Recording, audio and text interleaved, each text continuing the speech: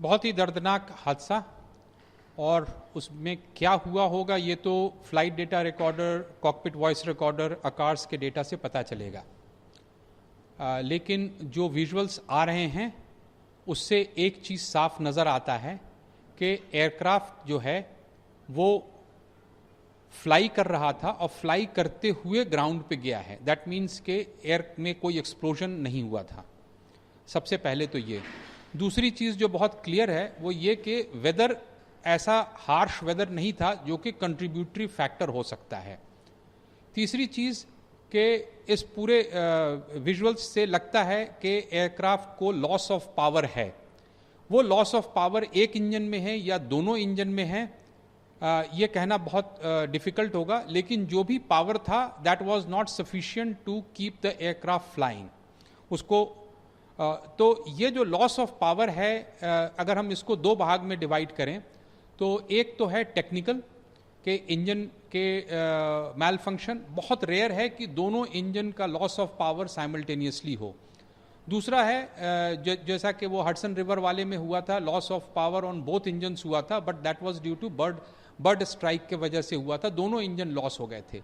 ये engine Airbus 320 से बहुत बड़ा है और बर्ड हिट से भी दोनों इंजन का स्ट्रेट अवे एक साथ खत्म होना in 1 minute duration is very rare. So it's very difficult to say कि टेक्निकल फॉल्ट ऐसा क्या हो सकता है जो कि दोनों इंजन के पावर को लॉस करेगा। क्या इतने बड़े बर्ड एक्टिविटी वहाँ पर थे? वैसे अहमदाबाद एयरपोर्ट में बर्ड्स बहुत हैं, लेकिन क्या वो इतने ज़्यादा थे कि एयरबस बोइंग 787 जैसे जहाज़ के दोनों इंजन को एक साथ ख़त्म कर सकता है? Quite unlikely, but that is one of the possibility. अभी खबर यह है कि पायलट ने मेडे कॉल दिया था। इसका मतलब यह है कि जो भी फेलियर था वो पायलट के कॉकपिट में दिखा था। अगर वो दिखा था दैट मीन्स कि वो टेक्निकली उसमें वो फॉल्ट नज़र आया और उसको ये लोग कॉम्बैट करते हुए एयरबॉर्न हुए। जो चीज़ मुझे नहीं समझ में आ रही है कि उनका लैंडिंग गियर क्यों डाउन था और क्या फ्लैप्स के पोजीशन वही थे जिस पे कि परफॉर्मेंस कैलकुलेट किया गया था। फ्लैप्स एक विंग्स के पीछे में एक डिवाइस होता है जो कि लिफ्ट को बढ़ाता है। तो जब एयरक्राफ्ट टेक ऑफ करता है तो उसका फ्लैप्स टेक ऑफ पे होता है, लैंडिंग गियर डाउन होता है। जैसे ही एयरबॉर्न होता है तो लैंडिंग गियर को अप किया जाता है। वो 30 से 50 फीट के ऊपर में लैंडिंग गियर को अप करने की कार्यवाही 50 फीट से ऊपर से शुरू हो जाती है।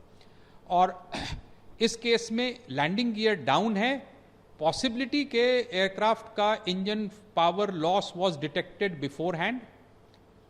अब टेक्निकल फॉल्ट के साथ अगर कोई मिक्सअप ऑफ पायलट एक्शन हुआ है कॉकपिट में तो वो सीवीआर और एफडीआर ही बताएगा। लेकिन विजिबली जो नज़र आ रहा है, पायलट इन कमांड जो कंट्रोल पे थे वो एयरक्राफ्ट के नोज को पिच कर रहा है ऊपर की तरफ to control the flight from descending और कंटिन्यू क्लाइंबिंग। ये दोनों ही चीज़ नहीं हो पा रहा था। इसकी वजह तो ये है कि सफिशिएंट पावर नहीं था या उस फ्लाइट कन्फिग्रेशन के लिए सफिशिएंट एयर स्पीड नहीं था। एयर स्पीड का मतलब कि अगर जहाज बहुत स्लो है और फ्लैप्स अगर अप है तो अगेन एयरक्राफ्ट फ्लाई नहीं कर पाएगा। और दूसरा ये है कि सभी चीज़ सही है और पावर नहीं है, अगेन एयरक्राफ्ट फ्लाई नहीं कर पाएगा। तो इन सारे चीज़ इतने वेरिएबल्स हैं कि किसी भी तरह का स्पेकुलेशन विल बी वो अनजस्ट होगा for the pilots on board. अब कैसी स्थिति रही होगी पायलट्स के नज़रिए से कि जहाज़ जो है वो पायलट उसको उड़ाने की कोशिश कर रहा है और जहाज़ नीचे की तरफ गिरा चला जा रहा है और पायलट को ये पता नहीं चल रहा है ये हो क्यों रहा है, या इंजन्स पावर नहीं डेवलप कर रहे हैं। इट इज़ अ वेरी बहुत ही डिफ़िकल्ट सिनेरियो है इस चीज़ को गेस करना, ठीक है। लेकिन एफडीआर विल से बहुत बड़ा सवाल है कि लैंडिंग गियर ऊपर क्यों नहीं था, क्योंकि खबर यह है कि जहाज़ 600 फीट तक ऊपर गया था, तो 600 फीट तक उसके लैंडिंग गियर ऊपर होने चाहिए थे। और क्या फ्लैप्स अपनी जगह पे था, ये सब दीज आर जो चीज़ है वो इन्वेस्टिगेशन की चीज़ है और किसी को भी स्पेकुलेट करने का हक नहीं है। मैं ये बोल रहा हूँ कि वेदर, हॉट टेम्परेचर, रनवे, ये सारा चीज़ परफॉर्मेंस एयरक्राफ्ट के इंजन पावर और कन्फिग्रेशन पे डिपेंड करता है। इंजन पावर टेक्निकली ख़राब हो सकता है, इंजन पावर बर्ड हिट के वजह से भी जा सकता है, और एयरक्राफ्ट का कन्फिग्रेशन पायलट के हाथ में होता है। क्या एक प्रॉब्लम था या मल्टीपल प्रॉब्लम था, अभी कोई कुछ नहीं कहा जा सकता।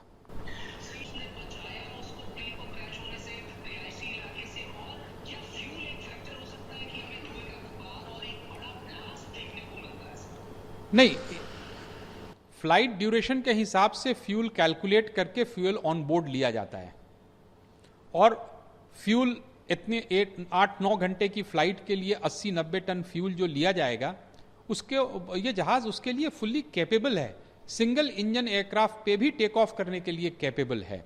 यहाँ पे मल्टीपल प्रॉब्लम्स हुए होंगे, सिर्फ एक इंजन के फेल होने से 787 या 737 या एयरबस 320 या कोई भी पैसेंजर एयरक्राफ्ट क्रैश नहीं करता है।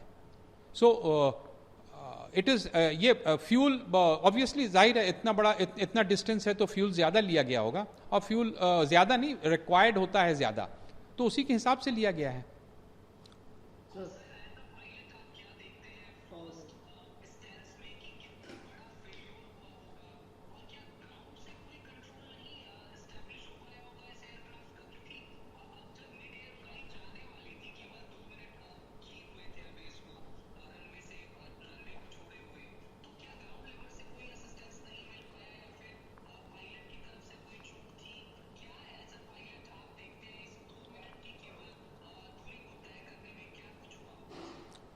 देखिए, ग्राउंड से कोई असिस्टेंस नहीं मिल सकता था, एक्सेप्ट कि ग्राउंड फोरवार्न कर सकता था।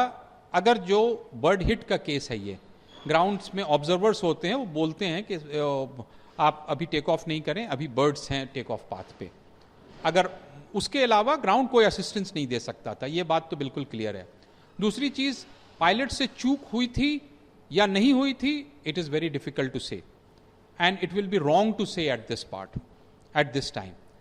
Number 3, पावर फेलियर था या एयरक्राफ्ट कन्फिग्रेशन मिसमैच था, वेरी डिफिकल्ट टू से, एफडीआर बोल सकता है। डेफिनेटली वेदर कंट्रीब्यूटरी फैक्टर नहीं था। हाँ, हॉट टेम्परेचर होने के वजह से परफॉर्मेंस थोड़ा डिग्रेड होता है, but they all cater for it. It is not, ये ऐसी चीज नहीं है जिसके वजह से एक्सीडेंट हो जाता है। तो ना फ्यूल, ना एयरक्राफ्ट, ना टेक्नोलॉजी, एवरीथिंग इज गुड। ये वेदर भी सही था, तो काफी बैफलिंग है कि लॉस ऑफ पावर था and aircraft, why aircraft was not able to maintain a climbing path. Next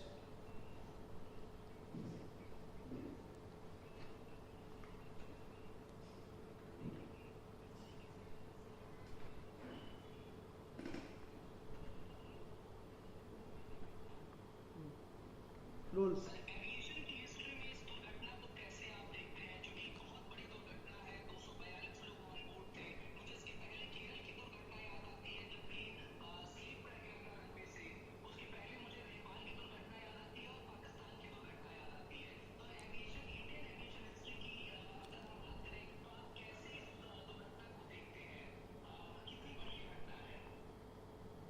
मेरे याद से इससे बड़ी दुर्घटना ऑन टेक ऑफ लेग और कोई दूसरा तो है नहीं, और एयरबस ये बोइंग 787 के लिए भी ये सबसे बड़ी दुर्घटना है, और ऑब्वियसली ये टेक ऑफ के बाद हुआ है, तो ज़मीन पर भी बहुत सारे लोगों का जान माल गया है। तो मेरे हिसाब से इससे दुखद और इससे बड़ी घटना लास्ट डिकेड में तो नज़र नहीं आती है।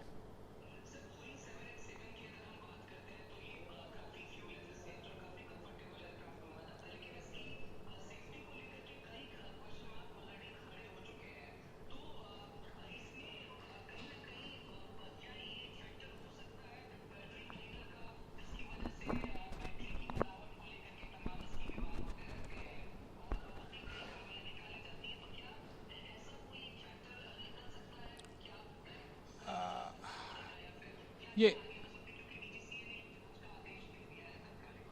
देखिए, इन्वेस्टिगेशन सारे एंगल्स को देखेगा, लेकिन जो विजुअल्स आप हमें दिखा रहे हैं उसमें किसी भी तरह का इस तरह का बैटरी एक्सप्लोजन वगैरह कोई चीज़ नज़र नहीं आता है, और उससे एयरक्राफ्ट के पावर लॉस से कोई सरोकार नहीं है। एक तो ये टेक्नोलॉजिकली एयरक्राफ्ट बहुत प्रोवन है, पायलट्स ट्रेंड हैं, लेकिन उसके बावजूद पार्ट ऑफ द गेम है कि इस पर्टिकुलर एविएशन में कुछ चीज़ें होती हैं जो कि ह्यूमैनिटी पहली बार देखता है, और फिर उसके बचाव में चीज़ें की जाती हैं। लेकिन यहाँ पे ये है कि पायलट ने मेडे कॉल दिया था पहले, और उसके बाद फ्लाइट जो है कंटिन्यू टू डिटोरिएट। क्या मेडे कॉल करने के बाद there have been few more mistakes, because it is likelihood when as a pilot seated in the cockpit आप देख रहे हैं कि एयरक्राफ्ट जो है वो फ्लाइबल नहीं है, तो क्या आप वही एक्शन करते हैं जो कि उस वक्त करना चाहिए या नहीं करना चाहिए? Subject of investigation, and it is very difficult to comment कि क्या सही है और क्या गलत उस वक्त हुआ था, अनलेस आपके पास DFDR, CVR, आकार्स के रिपोर्ट नहीं आएंगे।